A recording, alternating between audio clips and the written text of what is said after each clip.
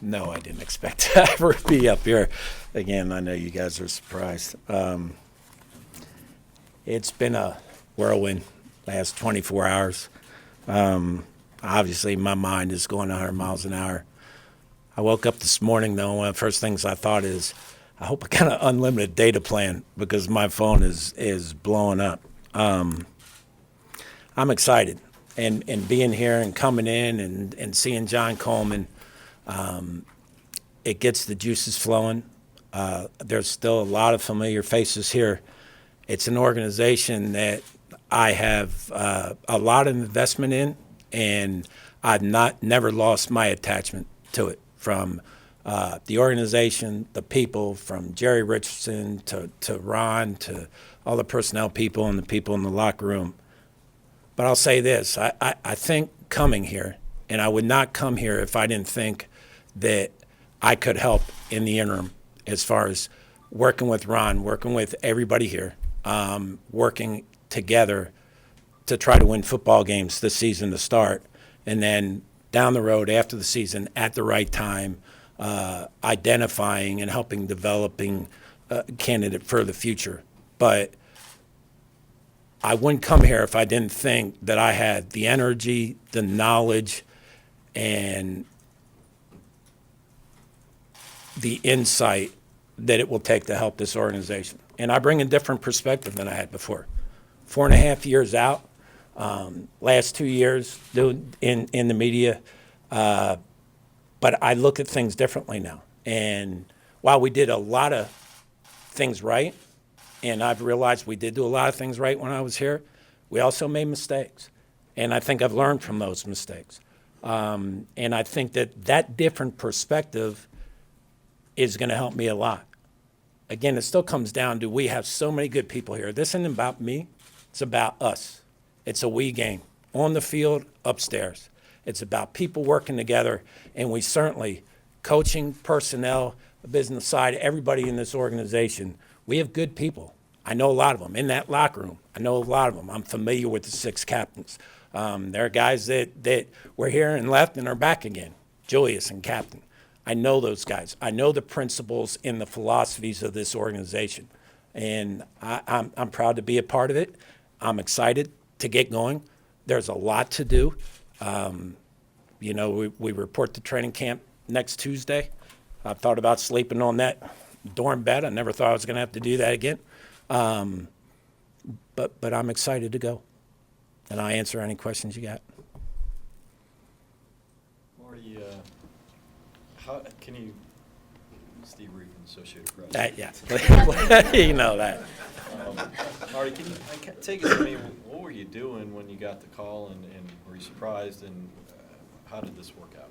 Yeah, I was surprised. I think in his heart, I'm trying to think this is Wednesday, right? Because the days are going quick. But a buddy of mine actually called me Monday and told me the news that Dave had been released. And then late in the afternoon, I got a call from Tina asking me if I would meet with Mr. Ritson yesterday, and I said yes. Did you meet with him at his house, or Met with him at his house, and it's there's a trust there. There's a I know him, he knows me. We know the principles and the philosophies. We both have a burning desire to win games, to bring a successful season to this city. So it didn't take it didn't have to be a long meeting because there's that trust there. Marty, Jordan Rodriguez, the Charlotte Observer. Nice to finally meet you. Nice to see you. What was your understanding of the reasoning why such sudden change took place? I'm sure you were briefed on that as you were asked to meet with Jerry Richardson.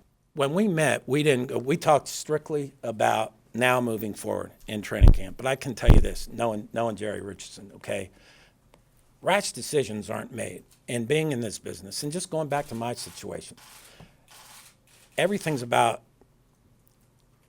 winning football games. And when you're an owner, when you're a general manager, analyzing what has to be done to give you the best chance of doing so. And anybody in this league that makes those decisions, I've never experienced any decision that's made in a day, any rash decision. I think that they are made over time.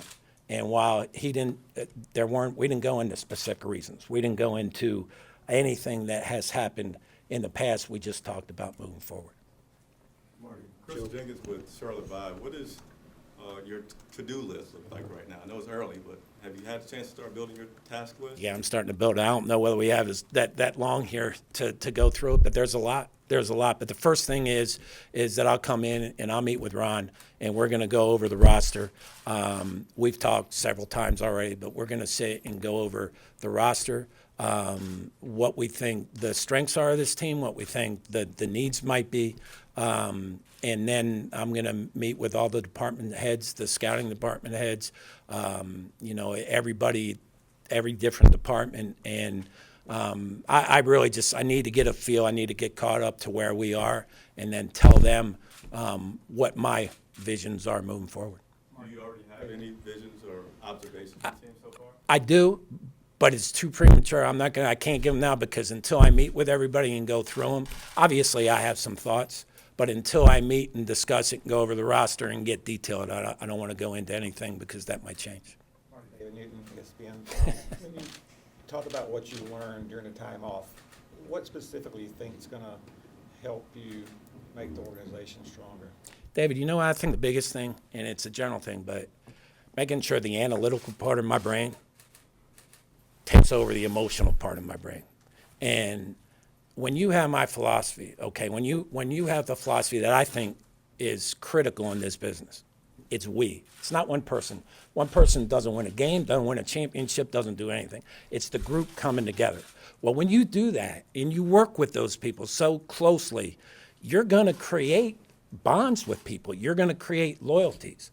And when I look back, and I look back at some of the mistakes, it might have been that loyalty, the emotional part of my brain, and that's when I've got in trouble in my life. I have a big mouth sometimes. When the emotional part of my brain takes over, then that's not good a lot of times. So I think the analytical part has to be there. Now, being back and having that new perspective I talked about, and you're right, you hear about the salary cap, and there were some contract issues that you look back and you say, okay, did we make a mistake there? But if you look, we had a lot of good players too. So I don't want to lose all that. I mean, we want to have the ability to sign those good players. But I do think if there's number one thing, and I think that's what the great general managers do, is that the analytical part of their brain makes their decisions, not the emotional part.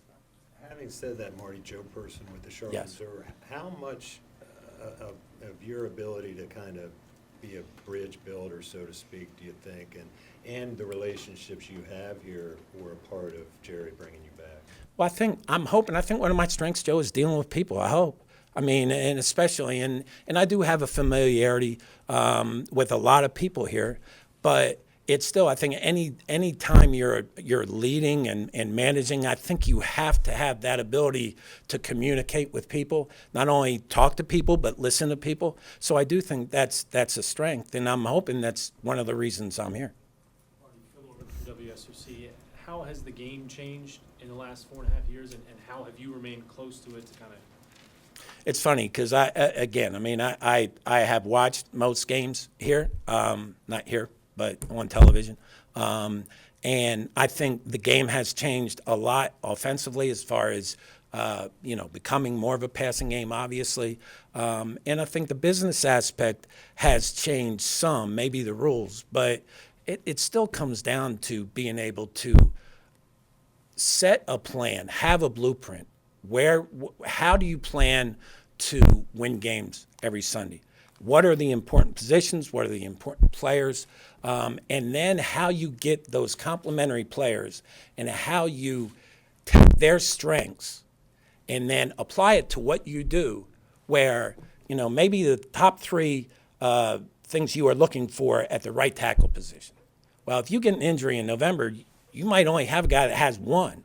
So you take that strength and you put him in positions to maximize that strength and get the most out of him. And I think that's what the good teams do in this league. Todd Haslip, Sporting News. You mentioned talking to the scouting department. as an interim GM, are you granted the full authority that would typically be granted to a GM, including control over those departments? Yes. Marty, David Rogers, Blowing Rock News. Does the organization have any kind of a timeline in terms of naming a permanent GM? And I guess a follow-up question to that is, are you a candidate for that position?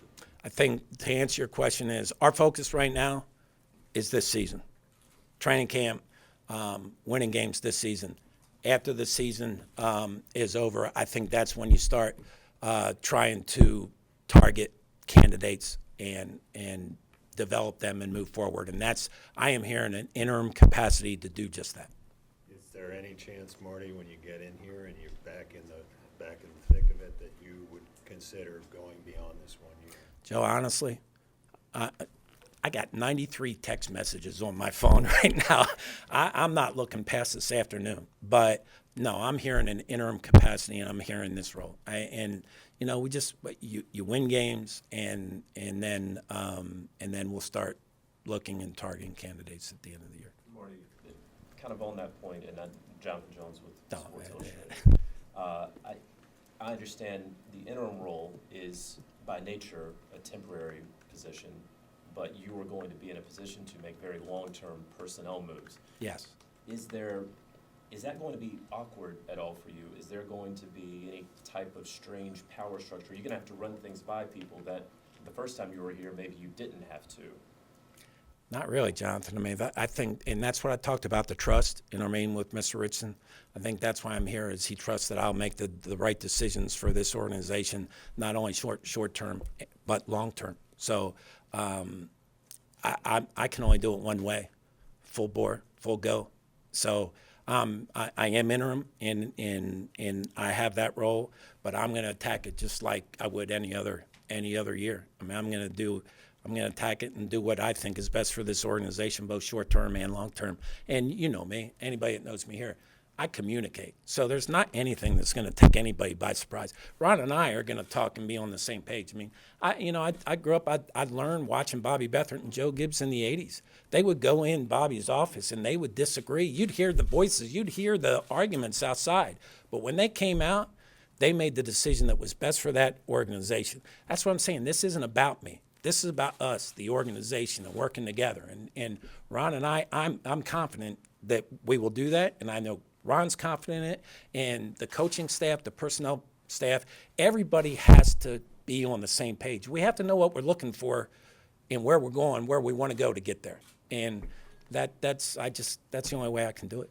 Marty, after the Charlotte Post, that being said, how have you seen this organization evolve over the last almost 5 years? Well, it's evolved great. I mean, 15-1 2 years ago, three NFC South titles. Dave Gelman did a terrific job. And I've never lost the pride in this organization. And, I'm connected. I mean, there are players here that are here today that, we brought in. But Dave did a great job. He brought in talented players. He had a great blueprint. Ron has done a terrific job coaching. And anytime you win 3 NFC South titles, you go 15-1, which, that's the thing people don't understand. 15 games. I mean, I always said, I thought one of the most remarkable record was the Colts under Peyton Manning. They won 12 games a season, 7 years in a row, I think. That's one of the most remarkable accomplishments in sports ever. It is so hard to win one game, but going 15-1, I mean, I'm very proud. And Dave Gelman and everybody, again, Dave approached it the same way. I mean, it's the group, and it's been a good run. They've done a great job. Marty, Jack Weiler from the Gaston Gazette. Hey, Jack. The last 4.5 years, when you and Jerry Richardson were no longer owner and GM, it was Jerry Richardson and you, a member of the media.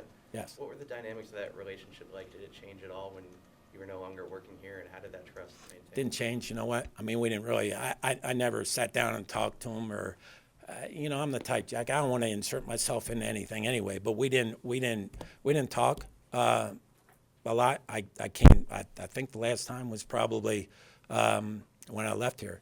But there's always that. I spent from 1998 to 2012 in a very close daily relationship with Jerry Richardson. And we have the same thought process. We have the same philosophies and the same principles. And it's just like, if you have a really good friend that you had in college and you don't talk to him for 10 years, but you see him again, and all of a sudden it's like you saw him yesterday. That's what it's like. Going forward, you touched on this, I think, in your opening statement, but you've been in this position before. At this point in a season, preseason, what are the biggest challenges that you're facing as GM coming into here? Well, right now, as I say, I think that your talent, most of the talent that you've acquired from the outside, you've acquired in free agency in the draft. Now, normally you go in and one of the first things you do is you want to have an emergency list for camp, both body-wise, position-wise, make sure you have enough guys to practice, and then guys you think that might be out there when you go over and you look at your strengths and we look at our needs, you have an emergency list, and guys that you think might be available down the road or might be available by trade. Those probably are the biggest things. Right now, for me, it's getting up to speed with Ron on the roster and the personnel people and the salary cap guy, and just making sure that I'm ready to go when players report Tuesday at training camp. Extending the contracts, Thomas Davis, Greg Olson, is that a top priority for you? That the only time I've heard that so far is in the media. I'm everybody's contracts. I mean, I believe Trey Turner's last year as well. I think, it's part of the big picture. But again, as I said, and I go back, we have to do things that the right decision. I've heard people talk about making hard decisions, making easy decisions, or soft decisions, and you know who they're talking about when they say that. But to me, it's not about soft, easy, or hard. It's about the right decision. That's the key.